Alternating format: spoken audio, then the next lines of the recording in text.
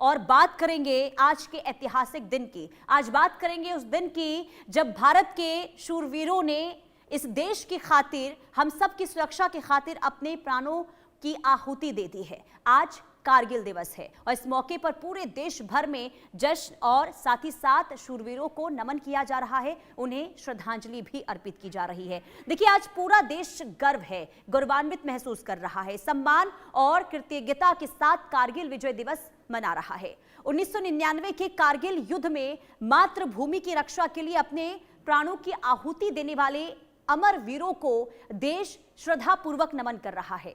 लद्दाख के द्रास स्थित कारगिल युद्ध स्मारक पर शहीदों को श्रद्धांजलि देने के लिए विशेष कार्यक्रम का आयोजन आज हुआ, जहां सेना के अधिकारी, शहीदों के परिजन और देश भर से पहुंचे लोग अपने वीर सपूतों को याद कर रहे हैं। रक्षा मंत्री राजनाथ सिंह समेत कई गणमान्य हस्तियां भी वीर जवानों को श्रद्धासुमन अर्पित कर रही हैं। वहीं देश के अलग अलग हिस्सों में तिरंगा यात्राएं, श्रद्धांजलि सभाएं और विशेष आयोजन हो रहे हैं और कारगिल की इन पवित्र चोटियों से आज भी शौर्य, साहस और बलिदान की गूंज सुनाई देती है। आइए अब रुख करते हैं कारगिल का, जहां मौजूद हैं हमारे इंडिया न्यूज संवाददाता और दिखाते हैं आपको ग्राउंड जीरो से विशेष रिपोर्ट। इंडिया न्यूज पहुंचा है उन दुर्गम पहाड़ियों पर जहां पर करगिल की लड़ाई लड़ी गई।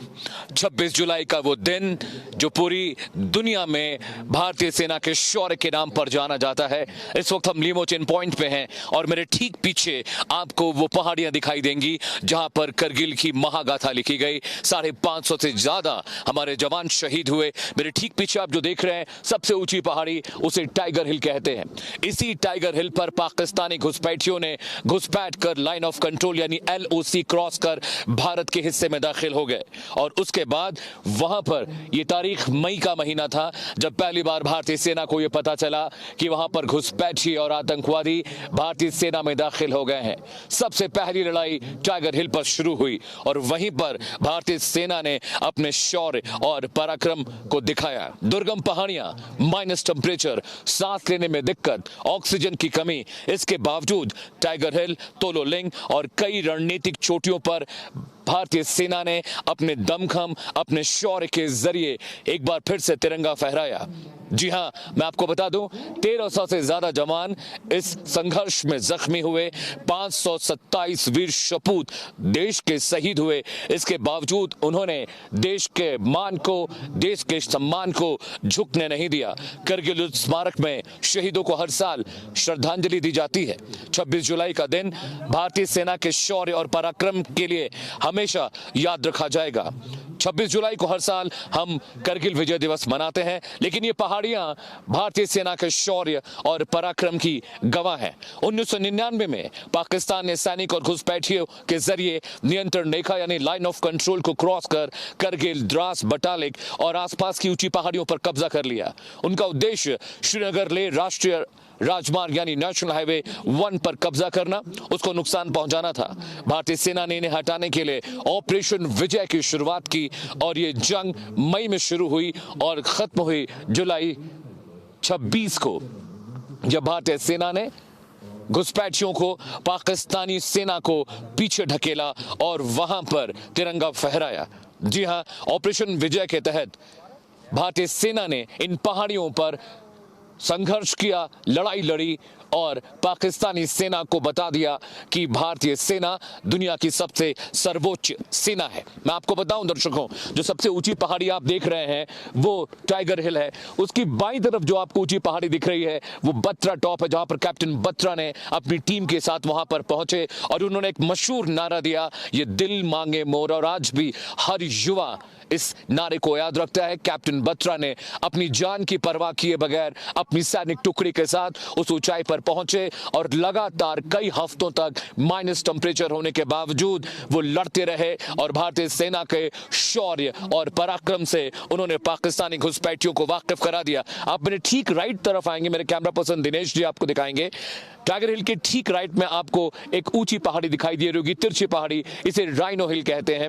राइनो हिल पर भी भारतीय सेना पहुंची तो उसे पता चला कि वहां पर भी घुसपैठिए पहुंचे हुए हैं और आर्टिलरी फायर करना बोफोर्स के जरिए उन्होंने पाकिस्तानी सेना के जो टुकड़ियां थी, जो उनकी चौकी थी, जो उनकी फॉरवर्ड पोस्ट थी, वहां पर हमला कर उनको जता दिया और बता दिया कि वो गलत इलाके में दाखिल हो गए हैं। जी हां, इसके बाद मैं आपको बताऊं, Miraj, Sukhoi, MiG-27, Mi-21 helicopter, Mi-17 helicopter के जरिए भी इंडियन एयरफोर्स ने ऑपरेशन सफेद सागर चलाकर बता दिया कि आने वाले वक्त में अगर पाकिस्तानी सेना एक बार फिर से घुसपैठ की कोशिश करती है तो उन्हें मुंह की खानी पड़ेगी। इस वक्त जहां पर हूं मैं, ये लेमोचिन पॉइंट है और यहां पर सेना की एक बड़ी टुकड़ी तैनात रहती है। यहां से उन दुर्गम पहाड़ियों की निगरानी की जाती है। आप मेरे राइट साइड में देखेंगे, जहां से वो बर्फीली पहाड़ियां आपको दिखाई दे रही हैं, वहां से लाइन ऑफ कंट्रोल LOC शुरू होती है। उसके ठीक पीछे पाकिस्तानी पोस्ट है और मेरे कैमरा पर्सन आपको जूम करके दिखाएंगे, वहां पर उन माइनस टेंपरेचर वाले इलाकों में भी भारतीय सेना की टुकड़ियां तैनात है। वहां पर उनकी पोस्ट है और बोफोर्स गन की लोकेशन हम नहीं आपको बता सकते, वो बहुत सेंसिटिव और क्रूशियल है। इन इलाकों में बोफोर्स गन भी भारतीय सेना ने तैनात की है, जिसके जरिए वो लाइन ऑफ कंट्रोल की निगहबानी करते हैं। ये तस्वीरें आप देखिए, यहां पर मौसम 12 महीने खराब रहता है और भारतीय सेना इन दुर्गम पहाड़ियों में, दुर्गम मौसम में भी देश की निगहबानी करती है, देश की सुरक्षा करती है, लाइन ऑफ कंट्रोल पर हमेशा डटी रहती है। और यही वजह है कि हम और आप दुनिया भर के लोगों से ये कहते हैं कि हमारी सेना का शौर्य पराक्रम अप्रतिम है, अजय है और उनकी वजह से हर भारतीय सुकून से सो रहा है, बच्चे स्कूल जा रहे हैं और देश आगे बढ़ रहा है, तरक्की कर रहा है। कैमरा पर्सन दिनेश ठाकुर के साथ अमित सिंह, करगिल।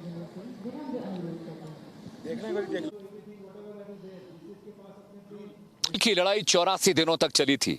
जिस तरह से मैं नीचे से ऊपर की तरफ जा रहा हूं, मेरे कैमरा पर्सन बहुत ऊपर खड़े हैं, ऐसे ही भारतीय सेना का दुश्मन ऊपर था, पाकिस्तान LOC, और हमारे सैनिक नीचे से ऊपर की तरफ चढ़ रहे थे। और मुश्किल ये था कि जो हमारे सैनिक थे वो दुश्मन के निशाने पर थे। और जरा सोचिए कि ऊपर दुश्मन खड़ा हो, वो आपको लगातार देख रहा हो, उसके बाद आपको ऊपर की तरफ चढ़ाई करनी हो, दुश्मन की पोस्ट तक जाना हो, वहां पर हमला करना हो और LOC को सेव करना हो, वहां पर कंट्रोल स्थापित करना हो, ये बहुत मुश्किल था। इस वजह से हमारे 527 वीर सपूत जो थे वो शहीद हो गए, 3000 से ज्यादा सैनिक जख्मी हुए।